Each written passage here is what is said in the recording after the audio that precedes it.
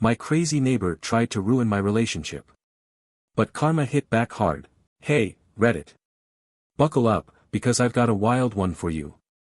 I never thought I'd be that person with a horror story about a neighbor from hell, but here we are. The calm before the storm. My fiancé, Jake, and I moved into our new apartment about 6 months ago. It wasn't anything fancy, just a cozy 2-bedroom in a quiet neighborhood. Everything was perfect, until we met her. Her name was Mrs. Caldwell. Late 50s, always in a floral housecoat, always watching. The first time we met, she was nice enough, the kind of nice that makes you feel like a suspect in an interrogation. She asked way too many personal questions. How long have you two been together? Are you sure he's the one?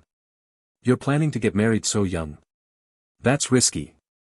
At first, I thought she was just a nosy old woman who didn't know boundaries. But then, the weirdness started. She'd always run into Jake in the hallway when I wasn't home.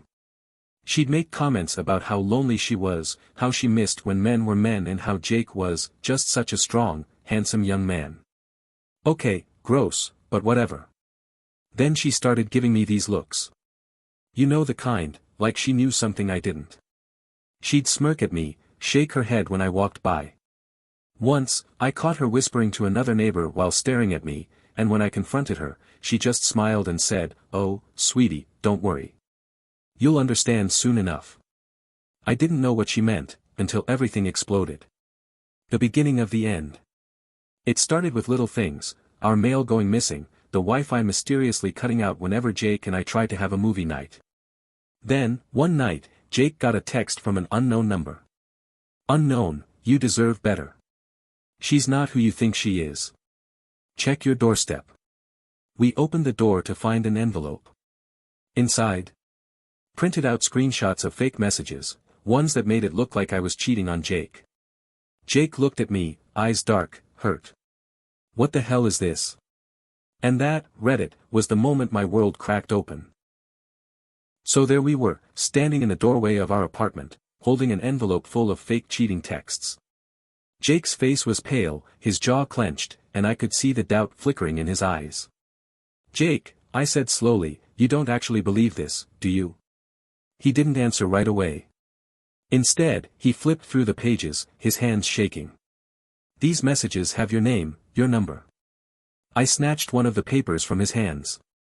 The messages were bad, graphic, even. The worst part? Whoever made them didn't just forge text messages, they included screenshots of a dating app profile. My face. My name.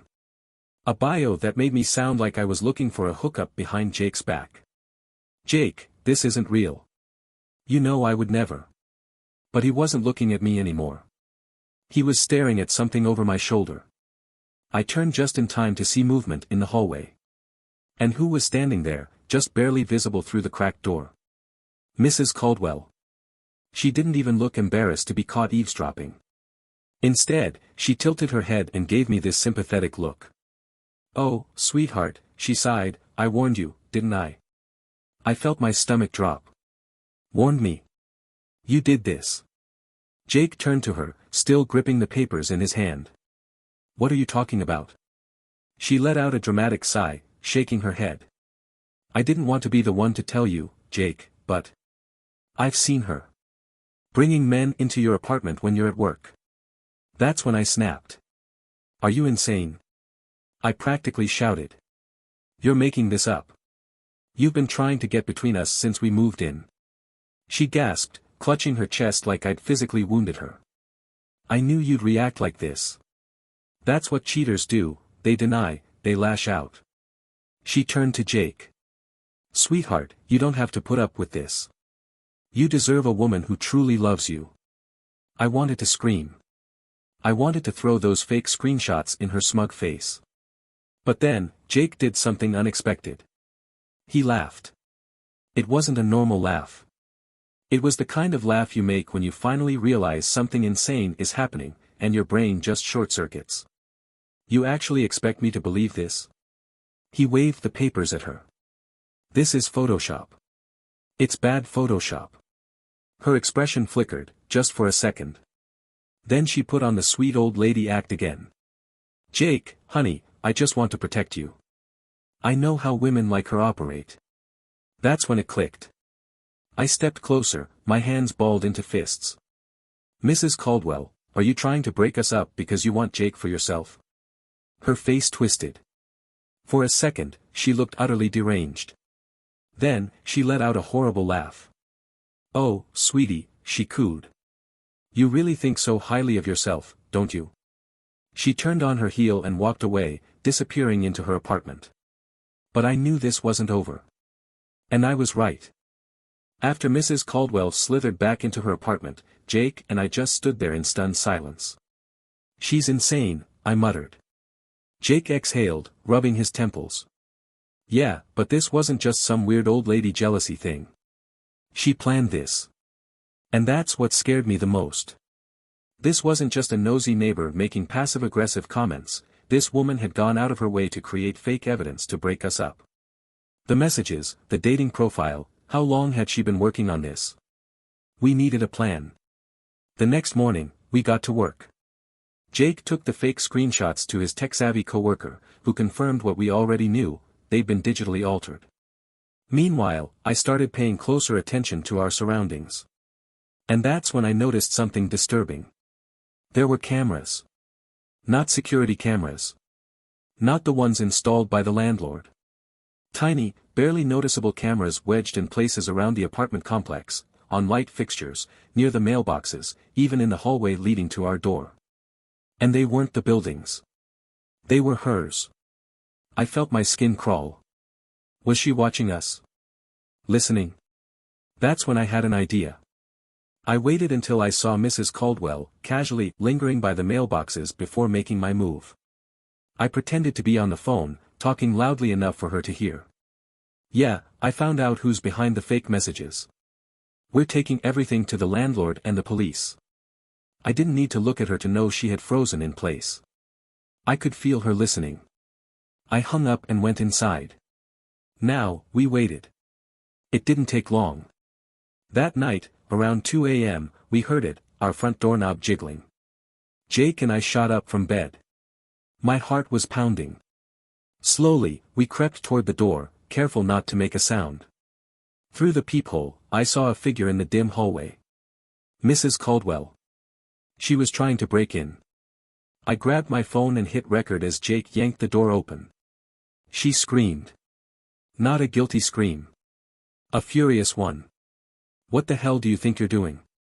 Jake snapped. Her face twisted in rage. You think you can make a fool out of me, she shrieked. I held up my phone. Smile for the camera. Her eyes went wide. Then, in the most bizarre move possible, she lunged at me. Clawed hands, wild expression, like a horror movie villain in a nightgown. Jake grabbed her before she could reach me, pushing her back. Get the hell out of here, or I swear to God. But she wasn't listening. She was laughing. You don't get it, do you? She hissed. I was trying to save you, Jake. You don't belong with her. And then, before we could stop her, she ran. Down the hallway. Out of the building. Disappearing into the night. And we were left standing there, shaken, wondering what the hell we had just witnessed. But this wasn't over. Because karma was about to hit her hard. After Mrs. Caldwell disappeared into the night, Jake and I locked every door and window, barely sleeping. The adrenaline was still pumping, but now, more than anything, we were done playing defense. It was time to end this. The next morning, we took everything, the fake texts, the footage of her trying to break in, the creepy hidden cameras we found, to the landlord and the police. The landlord's face went pale as we showed him the evidence. Apparently, this wasn't her first time pulling something like this. She had a history of harassing younger couples in the building, but since no one had ever caught her in the act, she got away with it. Not this time.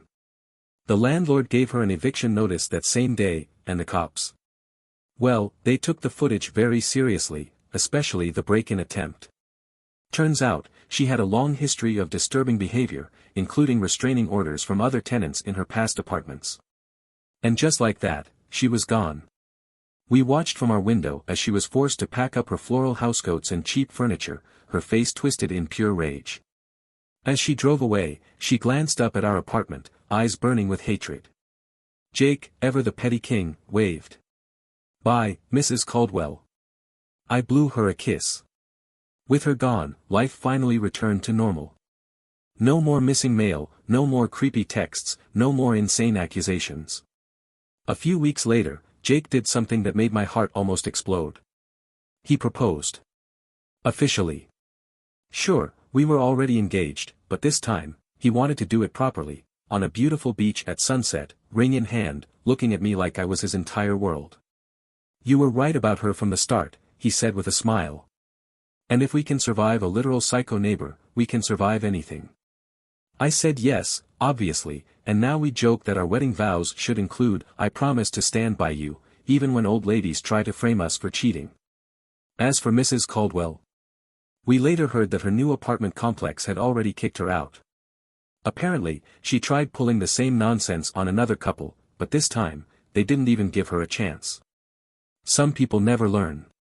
And us? We're happier than ever. Moral of the story? Trust your gut. Protect your relationship.